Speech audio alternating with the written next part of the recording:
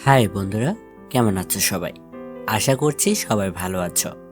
আজকের গল্প কাবিদুল্লাহ, পর্ব 12। তোমরা যারা এই গল্পটির আগের পর্বগুলো এখনো শোনোনি, আশা করব তোমরা আগে এই গল্পটির আগের পর্বগুলো শুনে নেবে। আর হ্যাঁ, চ্যানেলে নতুন হয়ে থাকলে চ্যানেলটিকে এখনই সাবস্ক্রাইব করে বেল আইকনটি অন করে দাও, যাতে করে আমাদের চ্যানেলে দেওয়া প্রত্যেকটি গল্প তোমরা সাথে সাথে শুনতে পারো।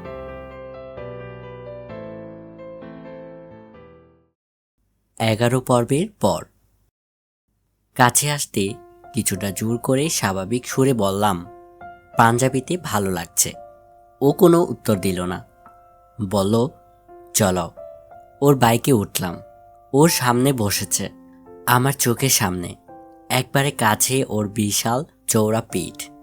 হাত দুটো বাড়িয়ে ওর পেটের দুদিকে পাঞ্জাবিটা খামচে ধরতে গেলাম, কিন্তু হাত দুটো এগিয়ে গিয়েও পিছিয়ে এলো, যেন ওর আমার মধ্যে একটা ঘন দূরত্ব তৈরি হয়েছে কোথাও। কাবিদুল্লাহ নিজেই সামনে থেকে হঠাৎ বলল, কি হলো, ধরো। আমার খুব ইচ্ছে করছিল ওকে আগের দিনের বিকেলের মতো পেছন থেকে জড়িয়ে ধরে ওর পিঠে মাথা রাখতে, কিন্তু পারলাম না। আমি দু হাতে ওর পাঞ্জাবি খামচেই ধরলাম। গাড়ি যাচ্ছে বাজারের পাশ দিয়ে এগিয়ে, ক্রসিং টপকে রানীবালা স্কুল, তার সামনে বাম দিকে এগিয়ে ফুলবাগান থেকে সোজা। আমি জিজ্ঞেস করিনি কোথায় যাচ্ছি। ও নিজেকে গুটিয়ে রাখলে আমি ওর কাছে ঘেঁষার সাহস পাই না, কিন্তু মনে হলো ও ওই পুরনো জমিদার বাড়িতেই যাচ্ছে। কেউ থাকে না বাড়িটাতে। রাত্রিরে চোর ছেচরের এর উৎপত্তিও এদিকে খুব। এলাকায় লোকজন খুব কম। যে কটা বাড়ি আছে সবই পেল্লায় মাপের। বাড়িগুলোয় নাকি জমিদার বংশের লোকই থাকে, কিন্তু জীবনে কোনোদিন কাউকে বাড়িগুলোতে দেখিনি। জানালা বন্ধ, বারান্দা সব ফাঁকা। ছাদে কাপড় শুকানো হতে দেখে বোঝা যায় যে বাড়িতে লোক থাকে। সন্দেহ হয় আমরা জমিদার বাড়ির মেইন ফটক পেরিয়ে একটা মাঠ, যেখানে এককালে ধুমধাম করে দুর্গাপূজা হতো, তার পাশ দিয়ে এগিয়ে জমিদার বাড়ির সামনে আসতে কাবিদুলদার গাড়ি থামল। গাড়ি থেকে নেমে লক করে ও আগে আগে হাঁটতে লাগলো, আমি পেছনে। আশেপাশের গাছের শীতকালে শুকনো পাতায় মাটি ভরে আছে। আমাদের হাঁটার সময় শুকনো পাতা ভাঙার মচমচ শব্দ চারপাশটাকে যেন তাদের দুপুরের ঘুম থেকে তোলার চেষ্টা করছে। জমিদার বাড়ির সংলগ্ন বাঁধানো বিশাল পুকুরের ঘাটের কাছে কাবিদুলদা বলল, এখানে বসো। বসলাম একটা সিঁড়ির ধার ঘেঁষে। আকাশ কালচে নীল রং নিতে শুরু করেছে। চারপাশে কেউ কোথাও নেই, নিস্তব্ধ পরিবেশ। পুকুরের জল স্থির, নিকষ কালো। এমনিতেই আমি সেভাবে ভীতু নই, আবার সঙ্গে কাবিদুলদাও আছে, তবুও কেমন যেন অস্বস্তি হতে লাগলো। এখানে এসেছি আগে, বাড়িতে আমাদের আত্মীয় এলে আমিই নিয়ে এসেছি এই জমিদার বাড়ি দেখাতে, কিন্তু সেসব সকালবেলা। আর কখনো এভাবে ঘাটের সিঁড়িতে বসিও নি। কাবিদুলদা আমার ডান পাশে বসে পড়ল। পুকুরের জল সিঁড়ির যে ধাপে ঠেকেছে তার ঠিক এক ধাপ উপরে আমাদের পা, তার দু ধাপ উপরে আমরা পাশাপাশি বসেছি। দুজনেই চুপ করে রইলাম কিছুক্ষণ। তারপর আমি পুকুরের জলের দিকে তাকিয়ে সরাসরি বললাম, কার্তিকদা আমায় সকালে ফোন করেছিল। তারপর থেমে গেলাম। কি বলবো আর বুঝতে পারলাম না। ওর দিকে তাকাতে ইচ্ছে করছে, কিন্তু পারছি না। কাবিদুলদা নিজের বাম হাতটা বাড়িয়ে আমার ডান হাতটা ধরে নিজের কোলের কাছে এনে নিজের দু হাত দিয়ে আমার হাতটা টিপতে টিপতে বলল, তুমি। গলা বুঝে এলো ওর, আর কথা বলতে পারছে না। আমার হাতে এক ফোঁটা জল পড়তে আমি পাশ ফিরে দেখি ও তাকিয়ে আছে পুকুরের জলের দিকে। সন্ধে হবার আগে মুহূর্তের হালকা আলোয় ওর চোখে জল টলটল করছে, বুঝতে পারলাম। আমার বুকটা যেন ফেটে গেল আর মুখটা ওইভাবে দেখে। আমি পাশ ফিরে বাম হাত দিয়ে, এই কাবিদুলদা বলে ওর চোখে জল মুছতে গেলাম। আমারও গলা বুঝে এলো। দুঃখের একটা স্রোত যেন বয়ে গেল আমার গোটা শরীরে। কাবিদুলদা নিজের ডান হাত দিয়ে আমার জল মুছতে যাওয়া হাতটা ধরে নিজের মুখের কাছে চেপে ধরল, আমার হাতে চুমু খেল। তারপর দুটো হাত নিজের দু হাতে একসাথে নিয়ে আমার দিকে তাকিয়ে জিজ্ঞেস করল, তোমার কি মনে হয় আমি তোমার চেন চুরি করেছি? ওর চোখের জল, ঠোঁট কাঁপছে। আমার অবস্থাও তাই। আমি ওর দিকে আরো এগিয়ে গিয়ে ওর চোখের দিকে তাকিয়ে বললাম, দেখো আমাকে, জ্বলছো তুমি, আর আমি যে পুড়ে ছাই হয়ে যাচ্ছি, দেখতে পাচ্ছ না? শ্বাস তুমি নিচ্ছ, আর আমি যে সেই বাতাসের মধ্যে বাজছি, দেখতে পাচ্ছ না? আমাকে তুমি জিজ্ঞেস করছো আমি তোমায় বিশ্বাস করি কি না? আর যদি সত্যি প্রশ্নটার উত্তর চাও, তাহলে আমার উত্তর হবে আমি জানি না। আমি কিছুই জানি না। আর তুমি কে, আমি কে, আজকের এই কথোপকথনের ভবিষ্যৎ কি, আমি জানি না। শুধু এটুকু জানি, নিশ্চিত জানি যে তুমি ভালো না থাকলে আমি ভালো থাকবো না।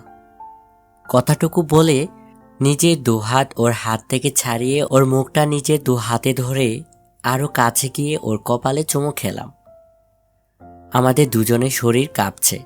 ও আমাকে দু হাতে জড়িয়ে ধরে আমার গলায় নিজের মুখ ঘষতে লাগলো আর গুংরাতে লাগলো।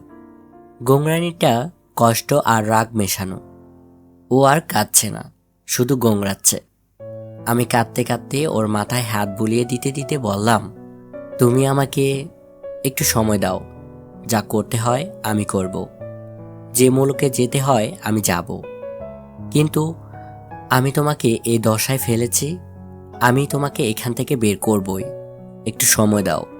ও আর মুখ ঘষছে না গলায়, কিন্তু মুখটা আমার গলার কাছেই চেপে আছে। ওর গরম শ্বাস আমার টি শার্টের ভিতর দিয়ে ঢুকে আমার বুকের বোটাগুলো শক্ত করে দিচ্ছে। আমার ওর মাথায় স্নেহসুলভ হাত বুলানো ক্রমে যৌন উত্তেজনার কারণে অন্য রূপ ধারণ করছে। কাবিদুলদা ব্যাপারটা বুঝতে পেরেই বোধহয় আমার গলায় একটা চুমু খেয়ে নিজেকে সরিয়ে নিল। তারপর পুকুরের দিকে তাকিয়ে বলল, তুমি আমায় বিশ্বাস করো, সেইটুকুই আনাও, আর কিছু করতে হবে না। আমি দেখছি, যা করার আমি করব। আমিও এবার নিজের চোখ মুখ জামা কাপড় চুল ঠিকঠাক করে ওর দিকে তাকিয়ে বললাম, কি করবে? মোমো খাবে? হোয়াট? মোমো? চিকেন মোমো। কাবিদুলদা আমার দিকে তাকিয়ে আলতো হেসে বলল, দেখ, তুমি কি করবে বলছিলে সেটা বলো। এই তো মোমো খাবো আর তোমাকে খাওয়াবো। আর এই, তোমার মশা লাগছে না? বাপরে কত মশা, বলে এদিক ওদিক তাকিয়ে হাত পা ছুটতে লাগলো। কোথায় মশা? হ্যাঁ, অস্বাভাবিক, কিন্তু মোটেই মশা নেই এখানে। তুমি কথা ঘুরাবে না একদম। বলো বলো, কি করবে বলছিলে?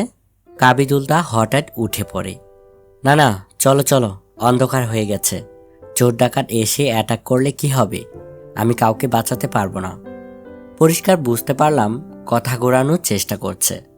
কি করবে আমায় বলবে না। আমিও কম জেদি নই। ঘ্যাট হয়ে বসে বললাম, তুমি কি করবে আমায় না বললে আমি উঠব না। যাও, একা একা মোমো খেতে যাও।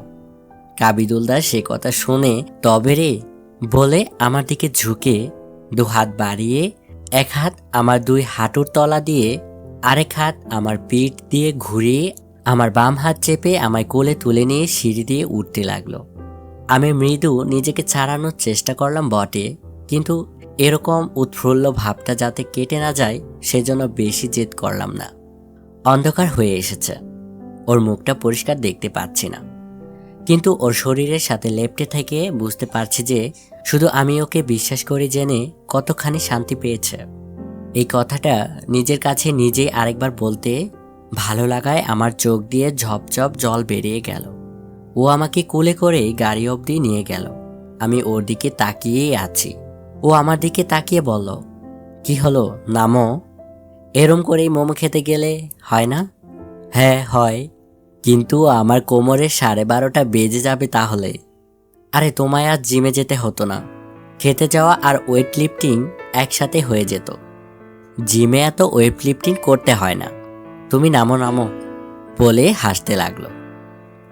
আমি ওর গলা আরো শক্ত করে জড়িয়ে ধরে দুষ্ট হাসি হেসে বললাম, আচ্ছা তাই নাকি? তুমি বলতে চাইছো আমি মোটা? হ্যাঁ, এবার তো আরোই নামবো না। আমি ফেলে দিচ্ছি তাহলে। আমি ওকে চেপে ধরে নিজের ঘাড় তুলে ওর গলায় চকাত করে একটা চুমু খেয়ে লাফিয়ে নেমে পড়লাম। ও উহ করে উঠে নিজের হাত দিয়ে গলা মুছে গাড়িতে উঠে পড়ল। আমি পেছনে গাড়ি স্টার্ট দিতে ওর পেটটা জড়িয়ে ধরে মুখটা একপাশ করে ওর পিঠে রাখলাম। বাইক ছেড়ে বেরিয়ে গেল। তখন বাজে প্রায় 6:30। বন্ধুরা, শুনছিলে কাবিদুলদা পর্ব 12। বন্ধুরা, আসলে কাবিদুলদা গল্পটি একটি অসম্পূর্ণ গল্প। এই গল্পটির লেখক এখনও গল্পটি সম্পূর্ণ করেনি, তাই গল্পটির আর পরের পর্বগুলো আমি দিতে পারছি না। সেজন্য আমি অনেক দুঃখিত। তবে আমি গল্পটির লেখককে রিকোয়েস্ট করব গল্পটির পরের অংশটুকু লেখার জন্য। যদি কখনো লেখক এই গল্পটির পরের অংশটুকু লেখে তাহলে তোমাদের সাথে অবশ্যই শেয়ার করব। আর আমাদের চ্যানেলে শীঘ্রই আসছে নতুন একটি ধারাবাহিক গল্প, যেটি কাবিদুলদার থেকেও বেশি সুন্দর। আশা করব তোমাদের সেই গল্পটিও ভালো লাগবে। আর কাবিদুলদার আজকের এই পর্বটি তোমাদের কাছে কেমন লেগেছে সেইটা কমেন্ট করে জানাতে একদমই ভুলবে না। গল্পটি ভালো লাগলে একটি লাইক অবশ্যই দিও। শীঘ্রই ফিরছি নতুন কোনো গল্প নিয়ে। সেই পর্যন্ত সবাই ভালো থেকো আর বাংলা স্টোরির সাথে থেকো। বাই।